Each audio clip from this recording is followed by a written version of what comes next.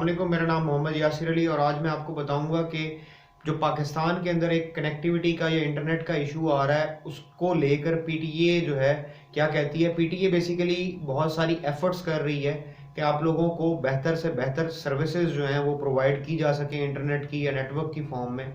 लेकिन क्योंकि हमारी जो सबमरीन केबल है, जो मेजर पार्ट ये मेजर बैंडविड्थ कैरी करती थी या जिस पे मेजर लोड था, वो अभी तक कंप्लीटली ठीक नहीं हो सकी या उस फॉल्ट को उस तरीके से आइडेंटिफाई करके रिजॉल्व नहीं किया गया। पीटीए अपनी तरफ से पूरी कोशिश कर रही है कि उसको जितना जल्दी से जल्दी सॉल्व किया जाए उसको करे, और साथ ही साथ पीटीए रिक्वेस्ट कर रही है कस्टमर से कि थोड़ा सा उनका साथ दें ताकि वो इसको इजीली इस बुरे टाइम से पास ऑन हो सकें और जो प्रॉब्लम है उस पर ज़्यादा फोकस करके उसको बेहतर कर सकें।